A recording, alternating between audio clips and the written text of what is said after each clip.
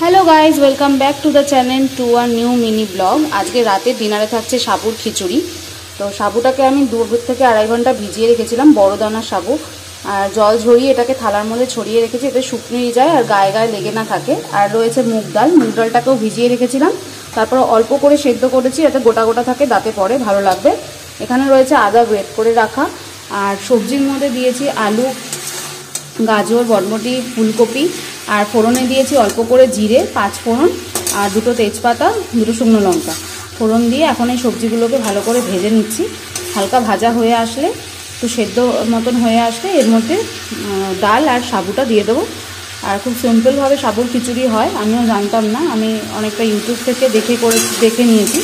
দেখে বাবা অনেক দিন ধরে ডিমান্ড করছে সাবুর খিচুড়ি খাবে, তো ওই জন্যই সাবুর খিচুড়ি বানানো। রাতে সবার জন্য ডিনারে থাকছে সাবুর খিচুড়ি। তো রেডি করছি, এটার পরে কি করব সেটাও তোমাদেরকে দেখাবো। তো এটা একটু ভাজা ভাজা হয়ে যাক, তারপর দেখাচ্ছি।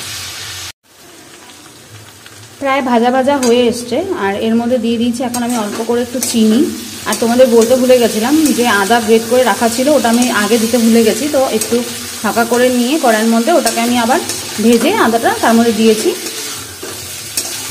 তো আর দেখো সবজিগুলো প্রায় ভাজা ভাজা হয়ে এসছে। এর মধ্যে এবার আমি দিয়ে দেবো হচ্ছে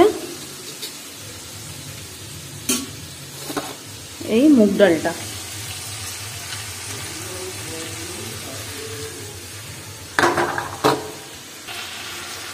মুগ ডালটা দিয়ে দিয়েছি পুরো, এবার মুগ ডালটা একটু নাড়বো।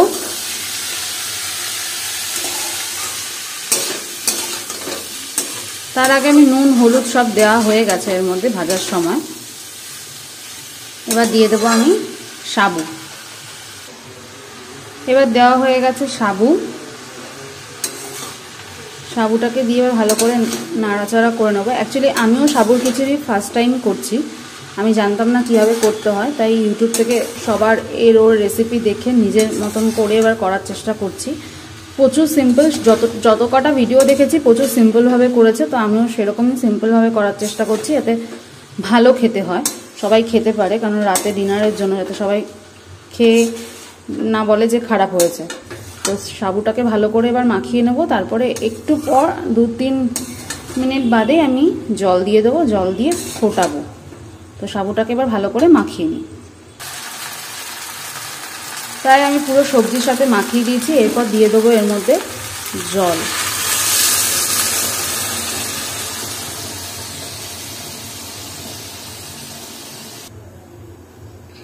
দিয়ে দিয়েছি এর মধ্যে জল। তো জলটা আমি একটু বেশি দিয়েছি, যেহেতু রাতে সবাই খাবে, তো একটু পাতলা হলেও অসুবিধা হবে না। জল দিয়ে এবার এটাকে ফুটবে, তারপর এটা নামিয়ে ফেলবো। তো পুরোটা রেডি হয়ে থালায় সার্ভ করে তোমাদেরকে দেখাবো কেমন লাগছে। অলমোস্ট রেডি সাবুর খিচুড়ি।